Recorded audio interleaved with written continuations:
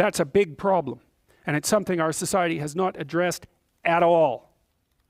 Jobs for people with IQs of less than 85 are very, very rare. So what the hell are those people supposed to do?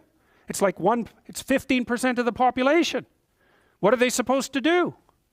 Well, we better figure it out, because one of the things that's happening too is that as the high IQ tech geeks get a hold of the world, the demand for cognitive power is increasing, not decreasing, right? You want to be a teller? Well, you know, those checkout machines, they're not so simple.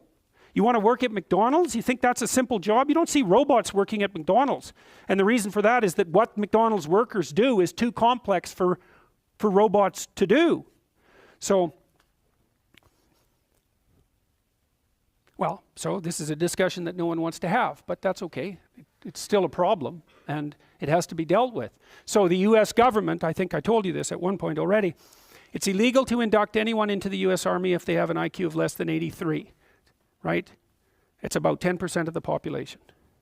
Because the US Army, and they've been doing IQ testing since IQ testing began, because they want everybody they can possibly get into the Army, because in peacetime, they use it as a way of moving people up the socioeconomic ladder, and in wartime, well, obviously, you need as many soldiers as you can get your hands on.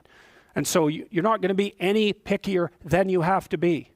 So when the US Army says it's illegal to induct anybody into the armed forces if they have an IQ of less than 83, then you know that they've done it for absolute necessity. Right? And when people have made a finding that contradicts what they want to hear, and they're doing it out of absolute necessity, you can be reasonably true that it's one of those facts that just won't bloody well go away. And so you might think, well, if there's nothing for someone with an IQ of less than 83 to do in the Army, what makes you think that there's something that they can do in the general population? And then the issue is, you know, because the conservatives will say, well, they should just work harder. It's like, sorry, that ain't going to fly. And the liberals will say, well, there's no difference between people anyhow, and you can just train people to do everything. And that's wrong. So they're both wrong, and they're seriously wrong.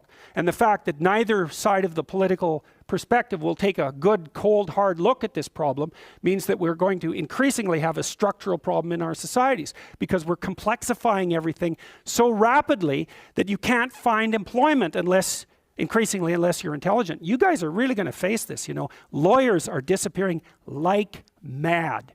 And the reason for that is, you can look it up online. Increasingly, you can do things yourself if you're smart. And so, like, the working class people have been wiped out pretty nicely over the last 30 years by automation and various other things. It's the low end of the white collar class that's coming up next.